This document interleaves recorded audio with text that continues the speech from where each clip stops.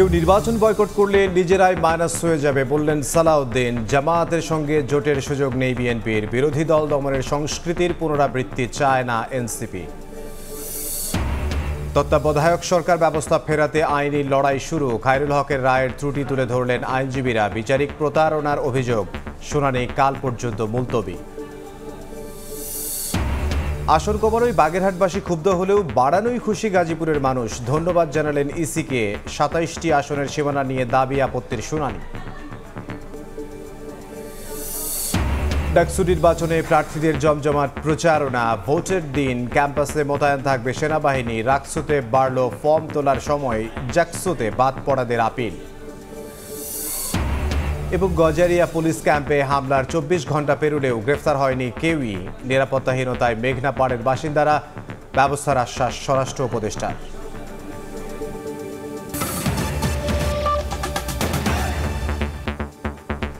সময় সংবাদের সঙ্গে আছি আমি ইমদাদুল হক। ঠুনকো বাহানায় কেউ আগামী নির্বাচন বয়কট করলে তারা নিজেরাই মাইনাস হবে বলে মন্তব্য করেছেন বিএনপির স্থায়ী কমিটির সদস্য সালাউদ্দিন আহমদ। তিনি বলেন, সবার ঐকমত্যে বর্তমান সরকার গঠিত হয়েছে।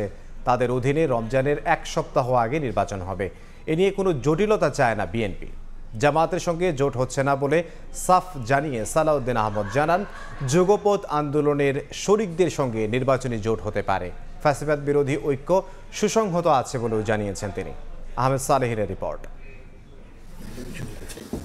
আগামী ফেব্রুয়ারিতে জাতীয় নির্বাচনের সময় ঘোষণার পর থেকেই ভোটের প্রস্তুতি শুরু করেছে রাজনৈতিক দলগুলো। আবহ তৈরি হয়েছে ভোট যুদ্ধের। তবে কিছু রাজনীতিকের বক্তব্যে ফুটে উঠেছে মতভিন্নতা। ২০২৬ সালের ফেব্রুয়ারি মাসে জাতীয় নির্বাচন অনুষ্ঠানের আয়োজন করেন। দেশ যখন নির্বাচনমুখী, তখন ভোটের মাঠে যারা ভিন্ন অজুহাতে বাধা সৃষ্টি করবে তারাই ছিটকে যাবে বলে মন্তব্য করেছেন বিএনপি নেতা সালাউদ্দিন আহমদ। বলেন, ভোটে অংশ নেয়া বা না নেয়া প্রত্যেকের স্বাধীনতা, তবে বিভ্রান্তি তৈরির সুযোগ নেই। এই নির্বাচন অনুষ্ঠান সম্পর্কে দুই একটি রাজনৈতিক দল বিভিন্ন রকমের বক্তব্যের মধ্য দিয়ে একটু বিভ্রান্তি ছড়ানোর চেষ্টা করছে, সেটা দৃশ্যমান। নির্বাচনের সময় বিভিন্ন রাজনৈতিক দল বিভিন্ন রকমের কৌশল অবলম্বন করে থাকতে পারে, এটা তার অংশ হতে পারে। আগামীর নির্বাচন যারা বয়কট করবে বিভিন্ন ঠুনকো বাহানায়, তারা বাংলাদেশের জাতীয় রাজনীতি থেকে ভবিষ্যতে নিজেরাই মাইনাস হয়ে যাওয়ার একটা সম্ভাবনা থাকবে। রাজনীতি, নির্বাচন ও জুলাই সনদ সহ নানা বিষয়ে গুলশানে নিজ বাসায় গণমাধ্যমে কথা বলেন বিএনপির স্থায়ী কমিটির এই সদস্য। নির্বাচনী জোট নিয়ে বিএনপির ভাবনা কি জানতে চাইলে তিনি সাফ জানিয়ে দেন, জামাতের সাথে গাঁটছাড়া বাঁধার কোনো সম্ভাবনা নেই। বাংলাদেশ জামাত ইসলামের সাথে আমাদের নির্বাচনে জোট হওয়ার কোনো সম্ভাবনা নেই। ইসলামী ঘরানার বেশ কিছু দলের সাথে আমাদের আলাপ আলোচনা আছে, তারা আমাদের সাথে জোটে আসতে পারেন। তবে নির্বাচনী কৌশল হিসাবে আমরা জোটের গঠনের ক্ষেত্রে কি কি কৌশল অবলম্বন করব, সেটা সবকিছুই এখনো খোলাসা করে বলার সময় আসেনি। ত্রয়োদশ জাতীয় সংসদ নির্বাচনে অন্তর্বর্তী সরকারেই আস্থা রাখতে চায় তার দল, এমনটা জানিয়ে সালাউদ্দিন আহমদ বলেন, নির্বাচনকালীন সরকার নিয়ে কোনো জটিলতা চায় না বিএনপি। আমরা এখানে কোনো জটিলতা সৃষ্টি করতে চাই না, জটিলতা আহ্বানও করতে চাই না। এই সরকার বৈধভাবেই চলছে।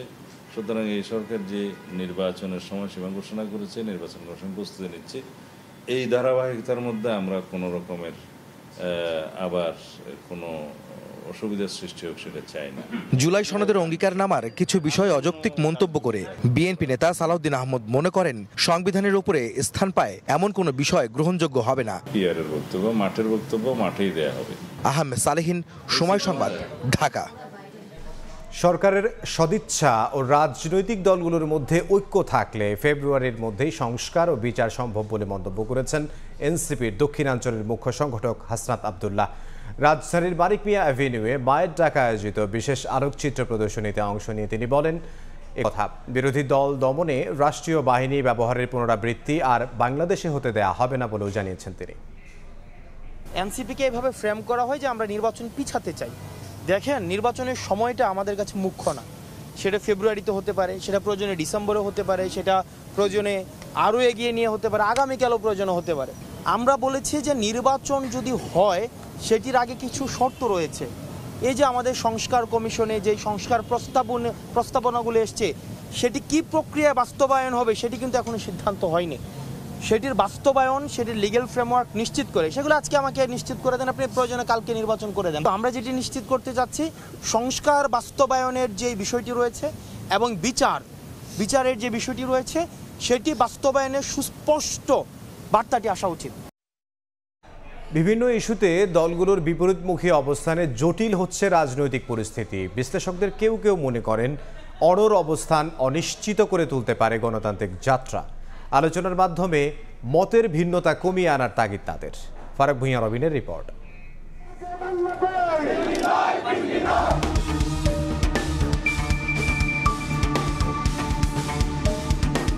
সংস্কার, জুলাই সনদ, নির্বাচন পদ্ধতি সহ বেশ কিছু বিষয়ে তীব্র হচ্ছে রাজনৈতিক দলগুলোর বিতর্ক।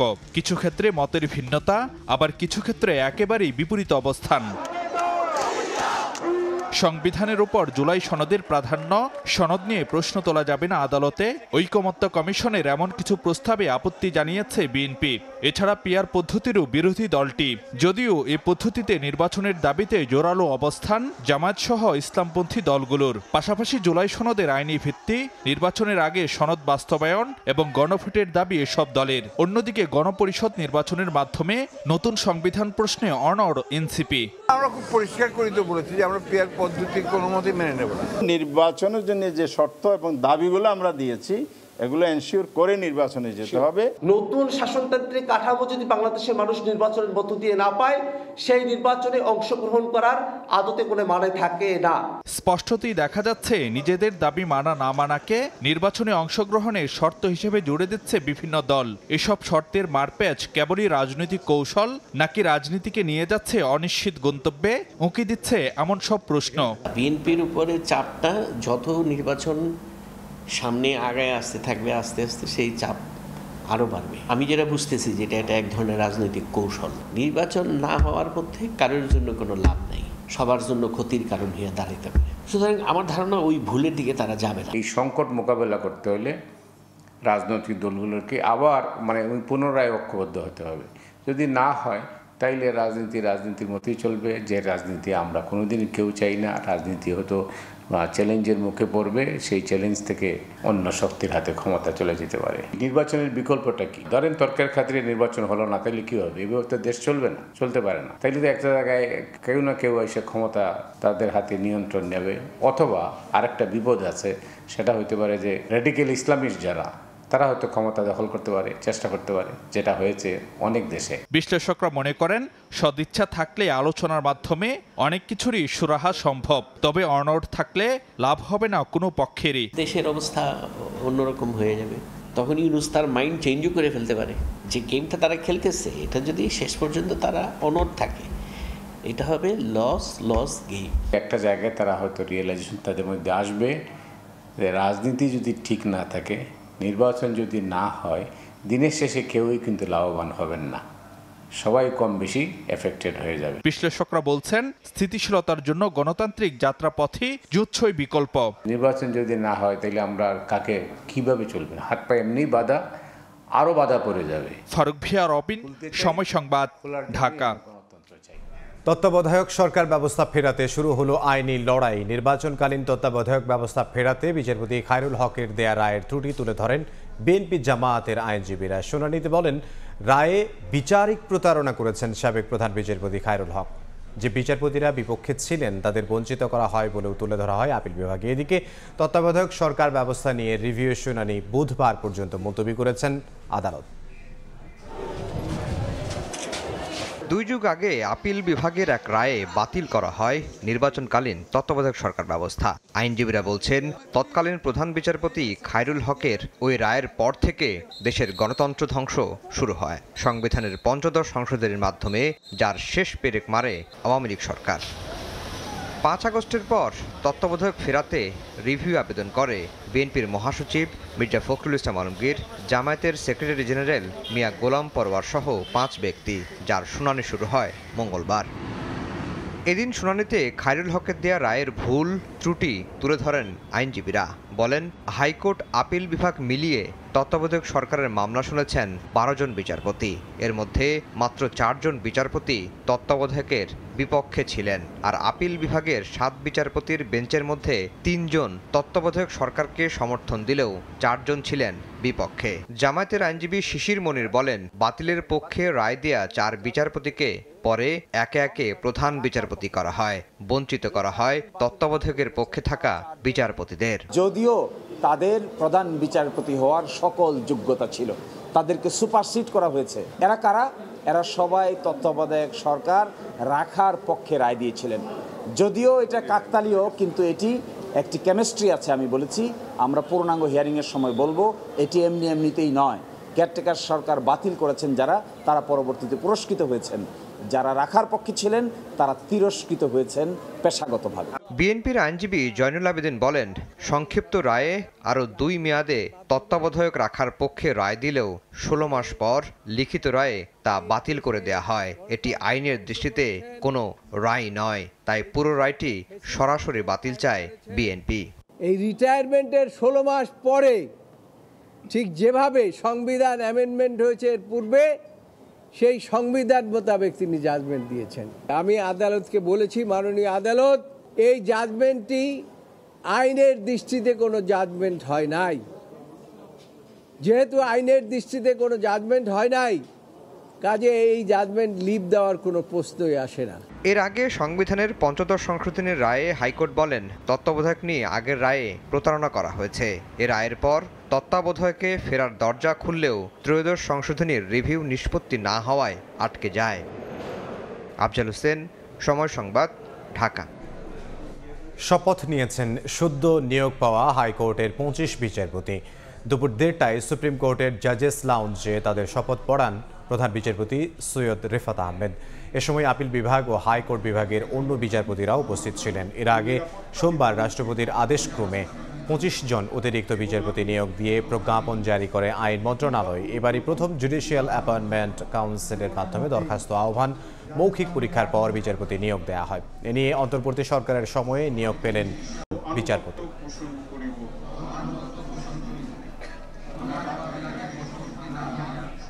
আসন কমানোয় বাগেরহাটবাসী ইসির সমালোচনা করলে বাড়ানোর কারণে খুশি গাজীপুরের মানুষ। সংসদীয় আসনের সীমানা পুনর্নির্ধারণের দাবি আপত্তির শুনানিতে ইসিকে অভিনন্দন জানান তারা। তৃতীয় দিনে ঢাকা অঞ্চলের 27টি আসনের 3 শতাধিক দাবি আপত্তির শুনানি হবে।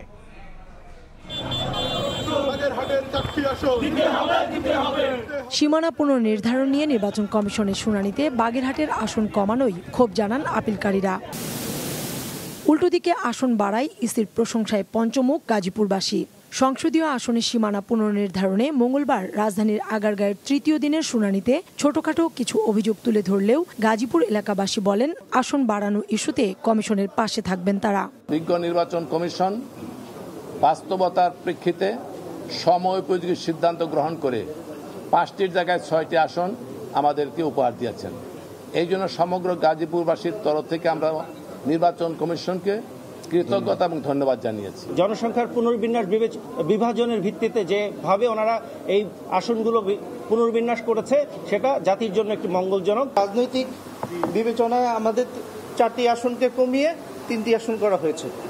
তো আমাদের প্রধান দাবি ছিল যে আমরা আবার পূর্বের ন্যায় আমাদের 4টি আসন ফিরিয়ে দিয়ে আমাদের পুনর্বাসন করা, সংসদীয় আসন ফিরিয়ে দেওয়া। এদিন ঢাকা, মানিকগঞ্জ, মুন্সিগঞ্জ, নরসিংদী ও নারায়ণগঞ্জের 27টি আসনের শুনানি হয়। এর মধ্যে সবচেয়ে বাগড়া বাঁধে ঢাকা 1 আসন নিয়ে। ঢাকা যেন ওই 2008 সাল পর্যন্ত যে অবস্থা ছিল ওই অবস্থায় দোহারকে যেন ঢাকা 1 আসন ঘোষণা করা হয়, আর নবাবগঞ্জকে যাতে ঢাকা 2 ঘোষণা করা হয়। কামরাঙ্গীর চর, সাভারের 3টা ইউনিয়ন এবং ক্যানিগঞ্জের 5টা ইউনিয়ন নিয়ে যে সংসদীয় আসন ঢাকা 2 গঠিত হয়েছিল পূর্বে, সেই আসনে আমরা থাকতে চাই। বুধবার শেষ হবে সীমানা পুনর্নির্ধারণ নিয়ে শুনানি। এরপর চূড়ান্ত সিদ্ধান্ত জানাবে কমিশন। কাউসার চৌধুরী কুমু, সময় সংবাদ, ঢাকা। এই মুহূর্তে আগারগাঁওয়ে নির্বাচন কমিশনে আছেন সহকর্মী কাউসার চৌধুরী কুমু। সরাসরি যাব তার কাছে। কুমু, 6টি জেলার 27টি আসন নিয়ে শুনানি শেষ করলো আজকে নির্বাচন কমিশন তৃতীয় দিনের মতো। এই 27টি আসনের বিপরীতে প্রায় 310টি আপিল পড়েছিল।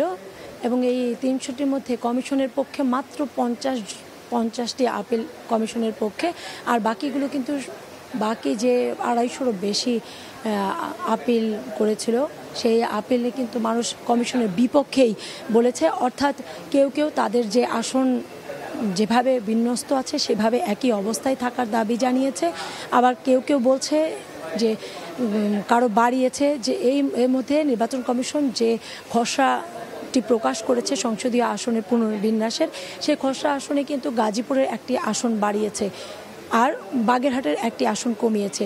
সেইখানেই সবচেয়ে বড় বিপত্তি এবং আপত্তি মানুষের। এর বাইরেও কিছু কিছু আসনে ইউনিয়ন এবং ওয়ার্ডগুলো সংযুক্ত করেছে। বিশেষ করে যদি আমরা ঢাকার 1 আসনের কথা বলি, সেখানে ঢাকার 1 আসন নিয়ে মানুষের মধ্যে আপত্তি রয়েছে যে আগে 2008-এর আগে যে এরকম ছিল সেরকম চাই, 1 আসনকে কেউ ভাগাভাগি করতে চায় যে 2টো আসন বলে, আবার কেউ বলছে যে একটি আসনে সীমাবদ্ধ থাকার কথা। এরকম নানা রকম আপত্তি রয়েছে, মানুষের পক্ষে বিপক্ষে মতামত দিচ্ছে। যেহেতু আগামীকালই শেষ হবে শুনানি এবং তারপরই সকলের মতামত বিশ্লেষণ করে পর্যবেক্ষণ করেই নির্বাচন কমিশন সিদ্ধান্ত নেবে যে কার তাদের যে খসড়া তালিকা সেই খসড়া তালিকাটি ঠিক রাখবেন নাকি সেখানে আরও কিছু সংশোধন আসবে। তবে এই 2-3 দিনের যে শুনানি, সেই শুনানিতে আমরা দেখেছি যে কেউ বলছে কমিশনকে অভিযুক্ত করছে যে একটি দলের পক্ষে হয়ে কাজ করছে এবং কমিশন কারো পক্ষে না হয়ে তাদের নিজস্ব আইনের মধ্যে থেকে কাজ করে, সেটি সকল দাবি জানিয়েছে।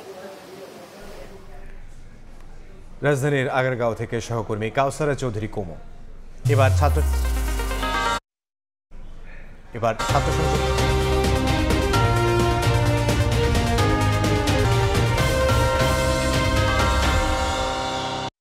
ঢাকা বিশ্ববিদ্যালয় ক্যাম্পাস জুড়ে ডাকসু নির্বাচনের আমেজ। শুরু হলো ছাত্র সংসদ নির্বাচনের প্রচারণা। রিটার্নিং কর্মকর্তা জানান এবার প্রতিদ্বন্দ্বিতা করবেন 471 জন প্রার্থী। নির্বাচনের দিন সেনাবাহিনী সহ থাকবে 3 স্তরের নিরাপত্তা। এদিন কমিশনের বিরুদ্ধে পক্ষপাতিত্বের অভিযোগ তোলেন ডাকসু ফর চেঞ্জ প্যানেলের প্রার্থীরা, আর ভোট কেন্দ্র বাড়ানোর দাবি ছাত্রদলের প্রার্থীর।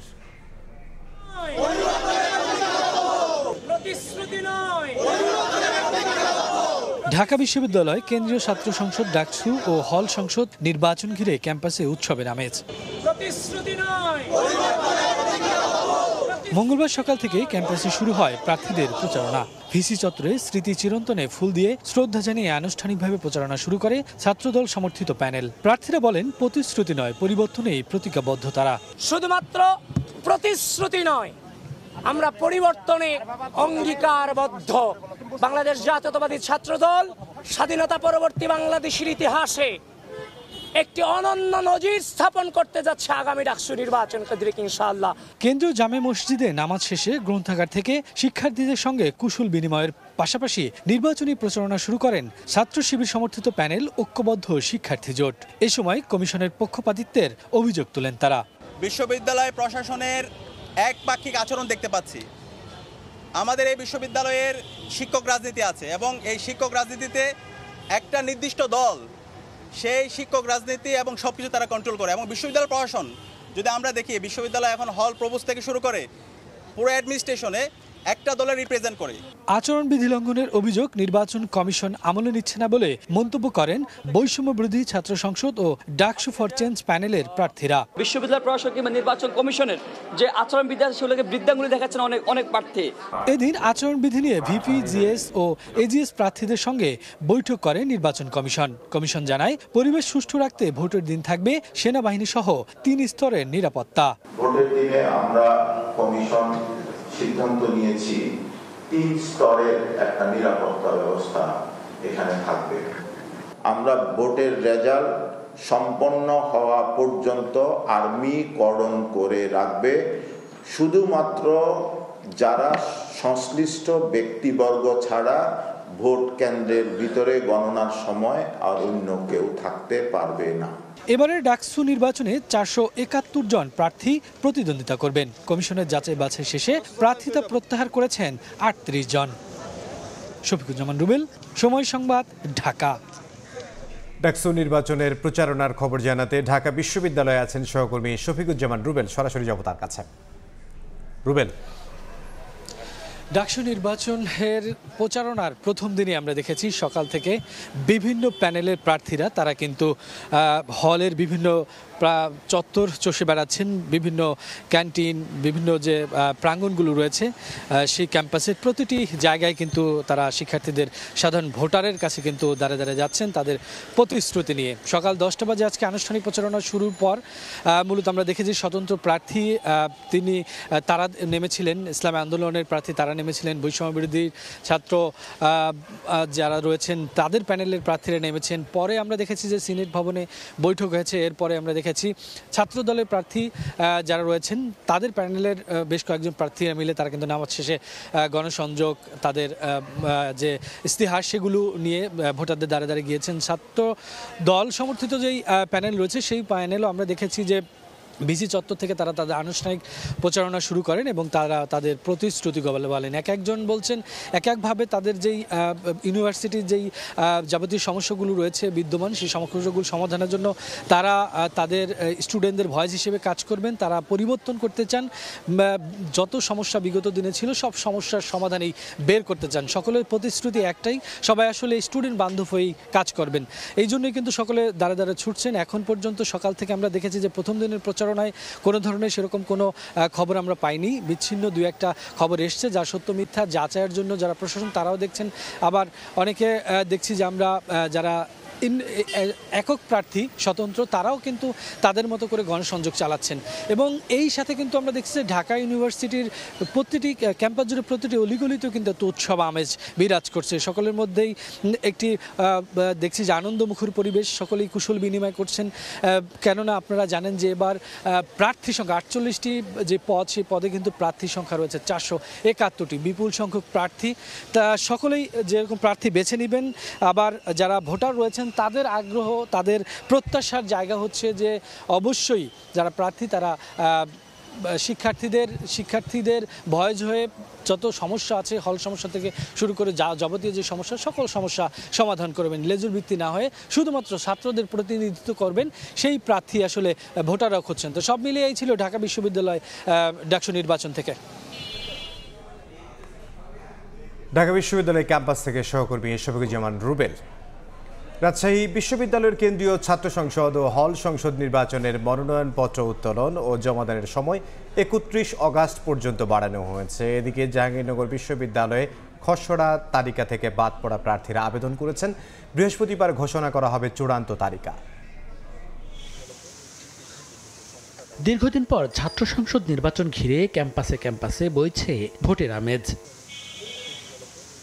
রাজশাহী বিশ্ববিদ্যালয় কেন্দ্রীয় ছাত্র সংসদ রাকসু নির্বাচনের প্রার্থীদের মনোনয়নপত্র বিতরণ কার্যক্রম 5 দিন বাড়ানো হয়েছে। 31 আগস্ট পর্যন্ত মনোনয়নপত্র সংগ্রহ করা যাবে। ভোট কেন্দ্র হল থেকে স্থানান্তর করে একাডেমিক ভবনে নেওয়ার সিদ্ধান্ত হয়েছে। কেন্দ্রে কেন্দ্রে থাকবে ছবিযুক্ত ভোটার তালিকা।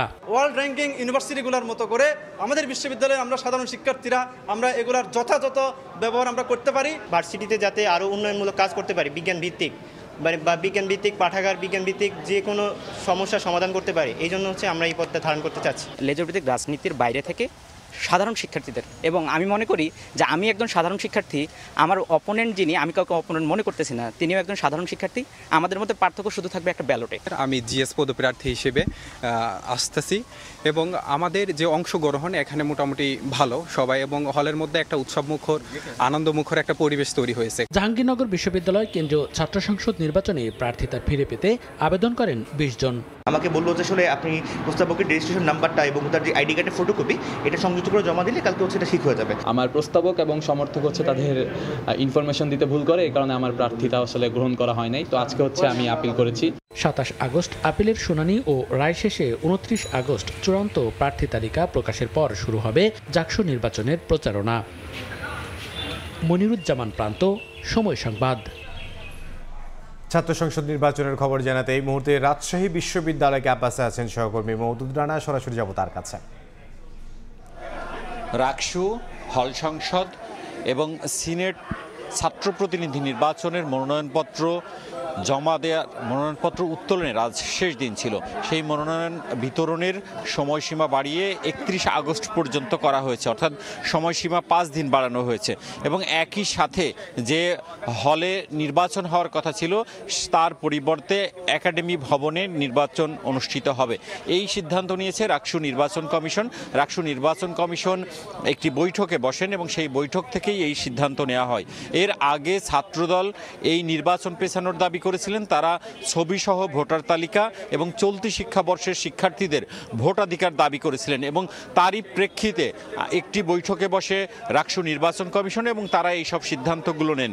এবং এই মনোনয়নপত্র বিতরণের সময়সীমা বৃদ্ধি নিয়ে ক্ষুব্ধ যারা প্রার্থী রয়েছেন তারা এবং একই সাথে বিভিন্ন রাজনৈতিক সংগঠনগুলো।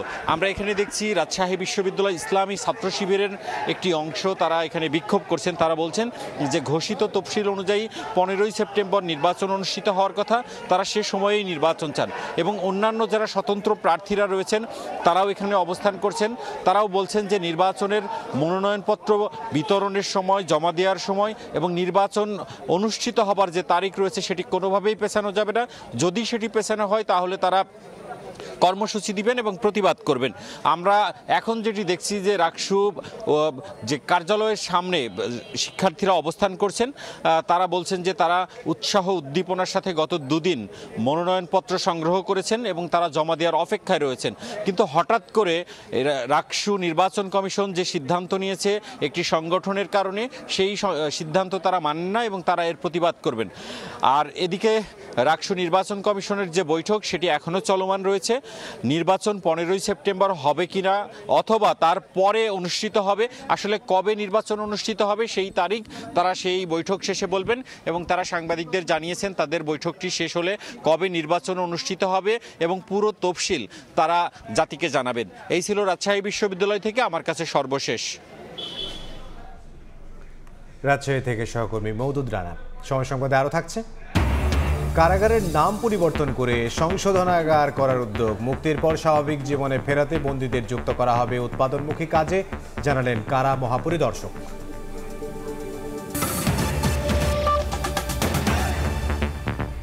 লুটের অস্ত্র নিয়ে পুলিশের উপর ডাকাত দলের সদস্যদের হামলার পর মুন্সিগঞ্জের গজারিয়ার দুর্গম চরাঞ্চলে আতঙ্ক ছড়িয়ে পড়েছে। নিরাপত্তাহীনতায় ভুগছেন মেঘনা পাড়ের বাসিন্দারা। নদীপথে চলাচলকারীরাও উদ্বিগ্ন। ডাকাতদের ধরতে রাত ভোর অভিযান চালালেও গ্রেফতার হয়নি কেউ। স্বরাষ্ট্র উপদেষ্টা জানান মাঠে নামছে যৌথ বাহিনীও। 3 দিন আগে মুন্সিগঞ্জের গজেরিয়ার দুর্গম গুয়াগাছিয়ার জামালপুরে চালু হয় পুলিশের অস্থায়ী ক্যাম্প। সোমবার বিকেলে ক্যাম্পের কাছে টহলরত পুলিশকে লক্ষ্য করে গুলি ও ককটেল ছোড়ে নৌ ডাকাত দলের সদস্যরা। আত্মরক্ষার্থে পাল্টা গুলি ছোড়ে পুলিশ। দুই পক্ষের মধ্যে আধা ঘন্টা ধরে চলে গোলাগুলি। পরে চাঁদপুরের দিকে পালিয়ে যায় ডাকাত দলের সদস্যরা। তাদের ধরতে রাতেই মতলব উত্তরের বেলতলি, লংঘাট, বেদেপল্লী আশ্রয়ণ প্রকল্প, সওদাগর বাড়ি ও চিতাখোলা এলাকায় সাঁড়াশি অভিযান চালায় পুলিশ, কিন্তু কাউকে গ্রেপ্তার করা সম্ভব হয়নি। স্থানীয়রা জানায় ডাকাত দলের কাছে থাকা অস্ত্রগুলো 2024 সালের 5 আগস্ট থানা থেকে লুট করা। এ নিয়ে তৈরি হয়েছে আতঙ্ক। পুলিশের লগে গোলা হয়েছে, মারামারিছে, তাগো বিচার হোক। 5 আগস্টের পরে যাদের কাছে অস্ত্রগুলো জব্দ করা আছে, যারা লুটপাট করে নিছে, তাদের থেকে অস্ত্রগুলো উদ্ধার করা অবশ্যই উচিত। অবৈধ অস্ত্র উদ্ধার এবং যারা অপরাধী তাদের বিরুদ্ধে পুলিশের অবস্থান সবসময় সক্রিয়, আমরা সক্রিয় আছি। অপরাধীদের গ্রেপ্তারে যৌথ বাহিনীকে প্রয়োজনীয় নির্দেশনা দেওয়ার কথা জানান স্বরাষ্ট্র উপদেষ্টা। তারা এই কাজটা করতে তাদের ধরার জন্য একটা যৌথ বাহিনী করে দেওয়া হয়েছে। আপনারা কয়েকদিনের ভিতরে হয়তো ভালো সংবাদ পাবেন। পুলিশ জানায় মেঘনা নদীতে ট্রলার নিয়ে পুলিশের উপর হামলায় অংশ নেয় নৌ ডাকাত নয়ন, পিয়াস ও রিপন পক্ষের 30-40 সদস্য। নাসিরউদ্দিন উজ্জ্বল, সময় সংবাদ। সীমান্তে বিএসএফের গুলিতে 7 মাসে প্রাণ গেছে 22 জন বাংলাদেশির, আহত হয়েছেন 32 জন। আইন ও সালিশ কেন্দ্রের হিসেবে 2009 সাল থেকে গত 16 বছরে বিএসএফ হত্যা করেছে 607 জন বাংলাদেশিকে। বিশ্লেষকরা বলছেন সীমান্ত হত্যা বন্ধে বেসরকারিভাবে দু দেশ যৌথ কমিশন করতে পারে, তবে রাজনৈতিক সমাধানই প্রধান উপায়। সানবীর রূপলের রিপোর্ট।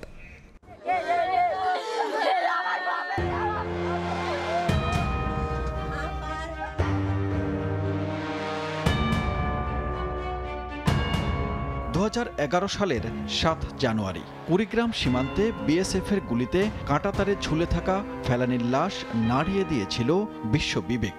তবে বিবেক নড়েনি ভারতের, তোয়াক্কা করেনি কোনো নিয়ম কানুন আইনের, বন্ধ হয়নি বাংলাদেশি হত্যা। আইন ও সালিশ কেন্দ্রের তথ্য বলছে 2009 থেকে 24 পর্যন্ত বিএসএফের গুলিতে প্রাণ গেছে 607 বাংলাদেশির, আর চলতি বছরের 7 মাসে নিহত হয়েছেন 22 জন। এমনকি গেল বছর কোনো কারণ ছাড়াই বিজিবি সদস্য রইসুদ্দিনকে হত্যা করে নিছক ভুলবশত গুলি চালানোর দায়সারা জবাব দিয়েছে বিএসএফ।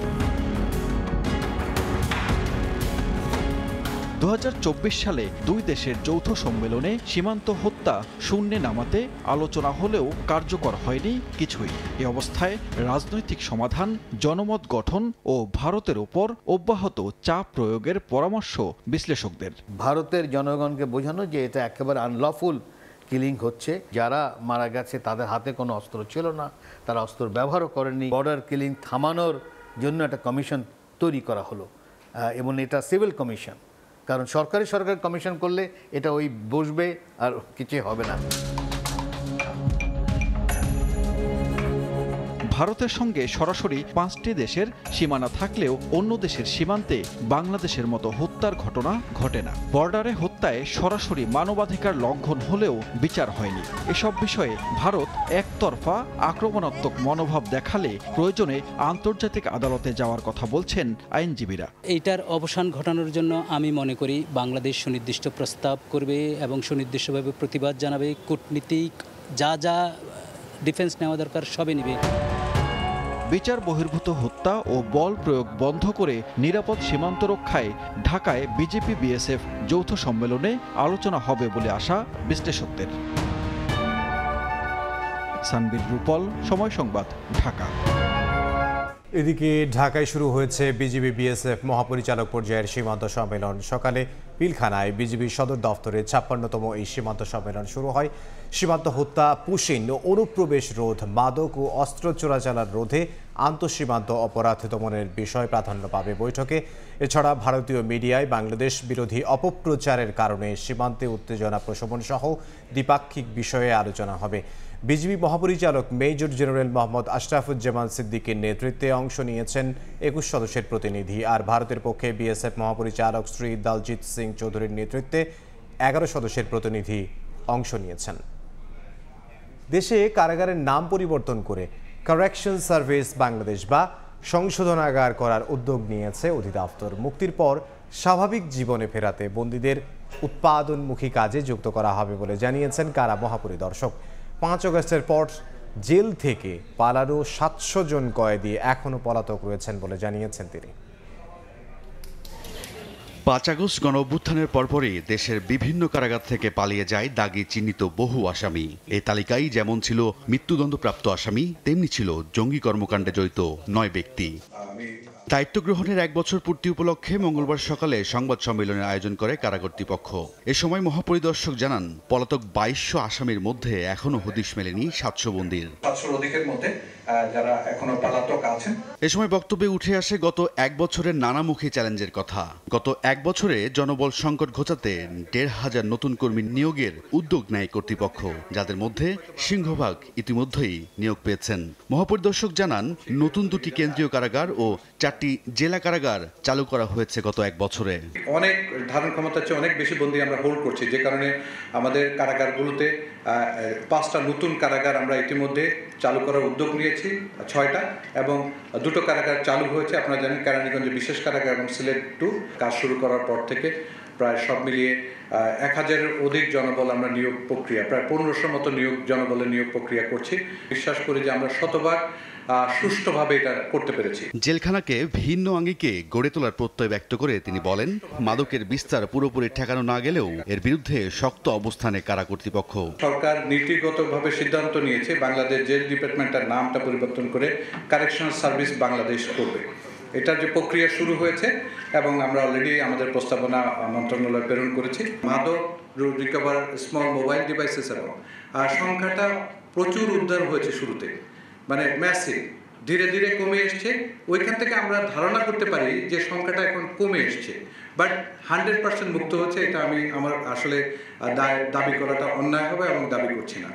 আমরা মাদকের ব্যাপারে অত্যন্ত কঠোর। গত এক বছরে হাতে নেওয়া বিভিন্ন উদ্যোগ বাস্তবায়ন করা হলে বন্দি ব্যবস্থাপনাতেও পরিবর্তন আসবে, এমনটাই প্রত্যাশা কারা অধিদপ্তরের। সিদ্ধান্ত নিয়েছেন রায়দুল ইসলাম শুভ, সময় সংবাদ, ঢাকা।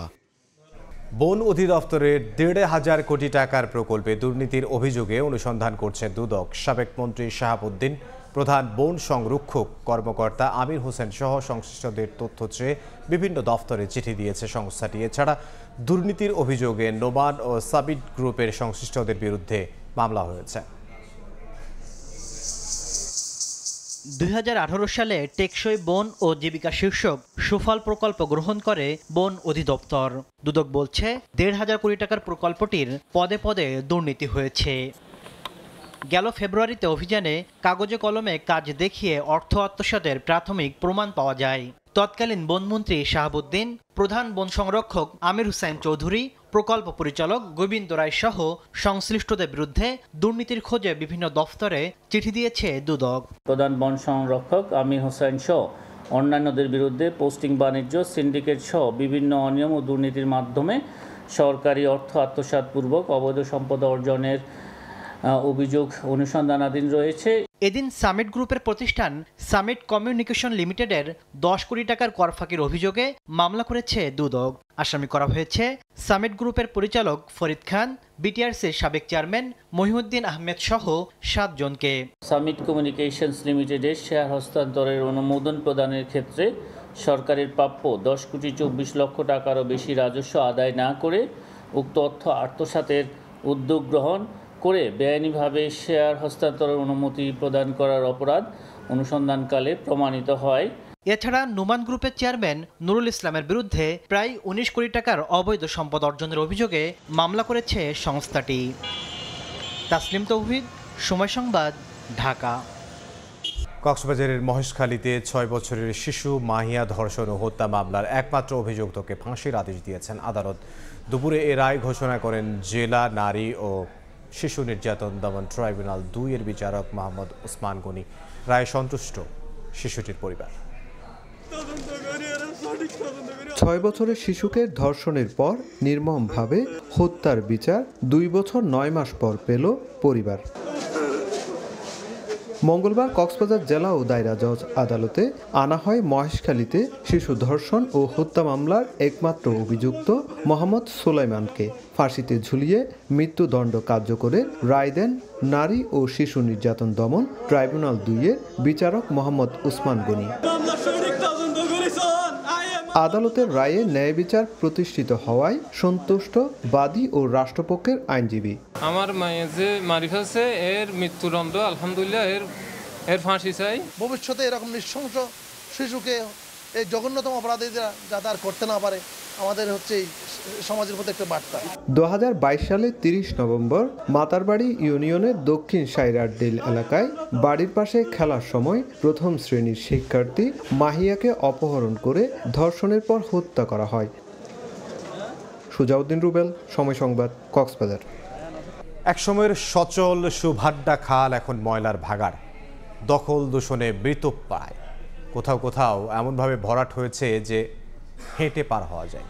দক্ষিণ কেরানীগঞ্জের বুক চিরে বয়ে চলা খালটি দখলে জড়িতদের বিরুদ্ধে কঠোর ব্যবস্থা নেওয়ার হুঁশিয়ারি দিয়েছেন স্বরাষ্ট্র উপদেষ্টা।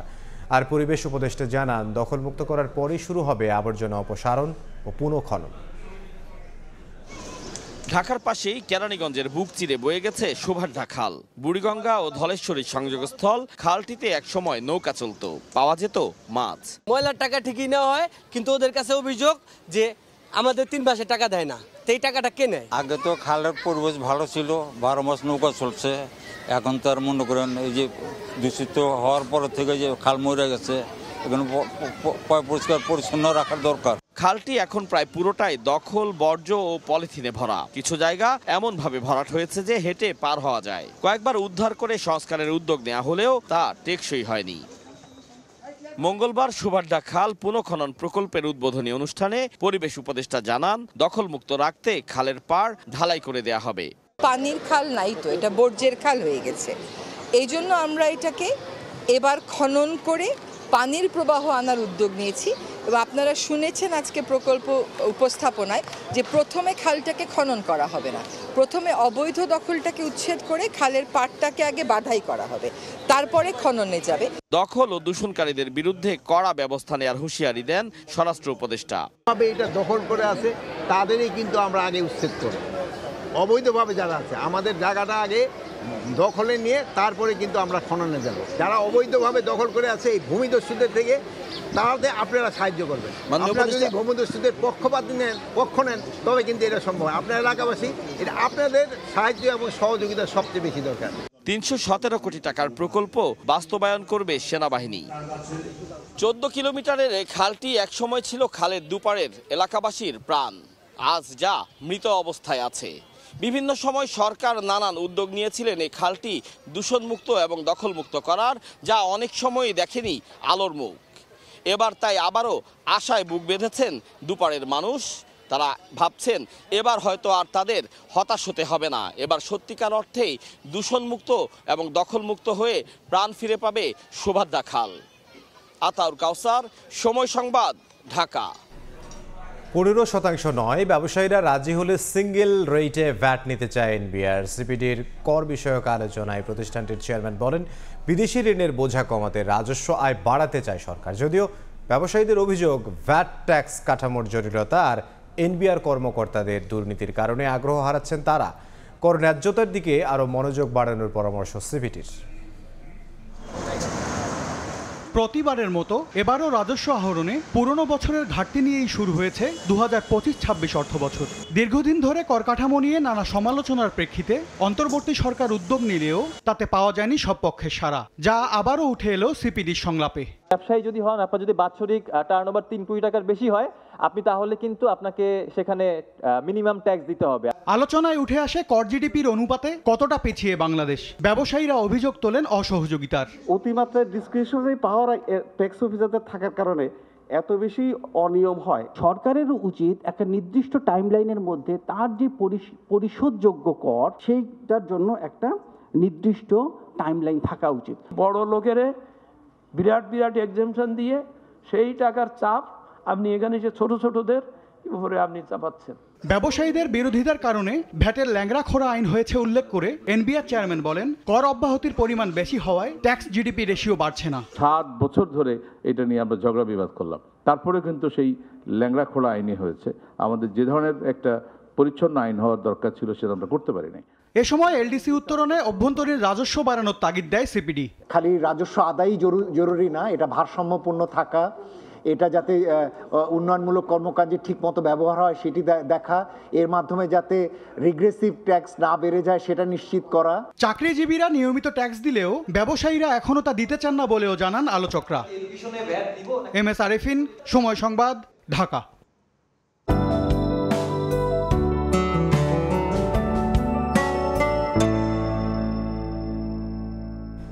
দেখে নেব এখনকার বাতাসের মান সূচক।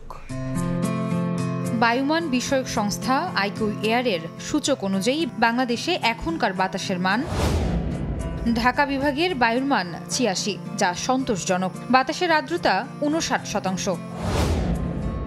চট্টগ্রাম বিভাগে বায়ুর মান ৫৫, এটি সন্তোষজনক। বাতাসের আর্দ্রতা ৮০। রাজশাহী বিভাগে বায়ুমান ৭৩, যেটি সন্তোষজনক। বাতাসের আর্দ্রতা ৬৪। সিলেট বিভাগে বায়ুর মান ৫৬, এটিও সন্তোষজনক। বাতাসের আর্দ্রতা ৫৮। খুলনা বিভাগের বায়ুমান ৫৬, যা সন্তোষজনক। বাতাসের আর্দ্রতা ৬৭। বরিশাল বিভাগে বায়ুর মান ৫৪, এটি সন্তোষজনক। বাতাসের আর্দ্রতা ৫৯। রংপুর বিভাগের বায়ুমান ৭২, যেটি সন্তোষজনক। বাতাসের আর্দ্রতা ৬২। ময়মনসিংহ বিভাগের বায়ুর মান ৬৮, এটিও সন্তোষজনক। বাতাসের আর্দ্রতা ৬৭। সারা দেশে বায়ুর মান সবচেয়ে ভালো চট্টগ্রামে ৫৫, আর সবচেয়ে খারাপ ঢাকায় ৮৬। নতুন খেলার খবর, আবারও চোটের কাছে হার মানলেন নেইমার। ফেরা হলো না ব্রাজিল দলে। বিশ্বকাপ বাছাইয়ের 2 ম্যাচের জন্য ঘোষিত 25 সদস্যের স্কোয়াডে চমক আছে আরও। রাখা হয়নি ভিনিসিয়াস জুনিয়র ও রদ্রিগোকে। ফিরেছেন মিডফিল্ডার লুকাস পাকেতা, বাদ পড়েছেন ডিফেন্ডার দানিলো আলেকজান্দ্রো রিবেইরো এবং ফরওয়ার্ড অ্যান্টোনিও। বাছাই পর্বে নিজেদের শেষ 2 ম্যাচে চিলি ও বলিভিয়ার মুখোমুখি হবে 5 বারের বিশ্ব চ্যাম্পিয়নরা। ব্রাজিল দলে নেইমারের ফেরা দীর্ঘায়িত হচ্ছে সেটা অনেকটা অনুমিতই ছিল। সান্তোসের অনুশীলনে গেল বৃহস্পতিবার উরুতে ব্যথা অনুভব করেন সেলেসাও তারকা। পরীক্ষা নিরীক্ষার পর তার মাংসপেশিতে চোট ধরা পড়ে এবং বিষয়টি সিবিএফকে জানায় সান্তোস। ব্রাজিলের বিশ্বকাপ বাছাই পর্বের শেষ 2 ম্যাচের স্কোয়াডে সাবেক বার্সা তারকা যে থাকছেন না সেটা তখনই অনেকটা নিশ্চিত ছিল। এবার আনুষ্ঠানিকভাবে নেইমারকে বাইরে রেখে স্কোয়াড ঘোষণা করলেন কার্লো অ্যাঞ্চেলোত্তি। দীর্ঘায়িত হল সেলেসাও পোস্টার বয়ের জাতীয় দলে ফেরা। সবশেষ 2023-এর অক্টোবরে ব্রাজিলের হয়ে খেলেছিলেন তারকা ফুটবলার। বিশ্বকাপে কোয়ালিফাই করার কারণেই হয়তো ব্রাজিল স্কোয়াডে আছে আরও চমক। চিলি ও বলিভিয়ার বিপক্ষে ম্যাচের স্কোয়াডে জায়গা হয়নি 2 ব্রাজিল তারকা ভিনিসিয়াস জুনিয়র ও রদ্রিগোর। অ্যাঞ্চেলোত্তির দলে পরিবর্তন আছে আরও। বাদ পড়েছেন ডিফেন্ডার দানিলো ও লুকাস বেরালদো এবং ফরওয়ার্ড অ্যান্টনি। ডিফেন্সে ফিরেছেন আর্সেনালের গ্যাব্রিয়েল মাগালায়েস।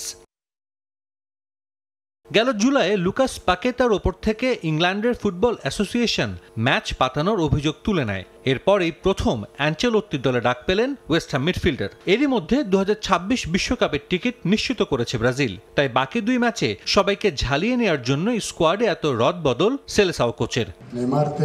নতুন খেলোয়াড়দের সঙ্গে আমি পরিচিত হতে চাই। তাদের অনেককেই আমি খুব একটা ভালোভাবে চিনি না। তাদের ক্যারেক্টার এবং ব্যক্তিত্ব সম্পর্কে ধারণা নিতে চাই। সব খেলোয়াড়দের সম্পর্কে আমি যে টেকনিক্যাল প্রোফাইল জানি এর বাইরেও অনেক কিছু থাকে।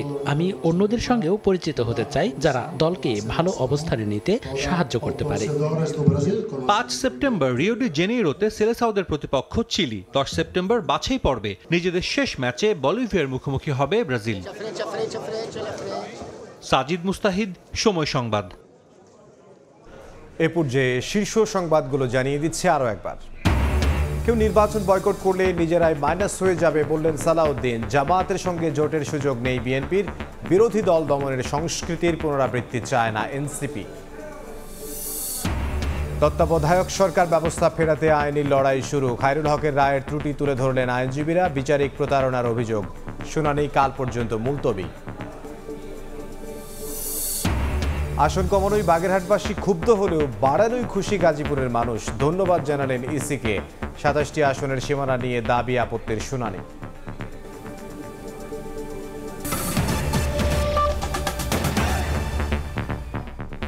এই ছিল সময় সংবাদের। সঙ্গে থাকুন সময়ের।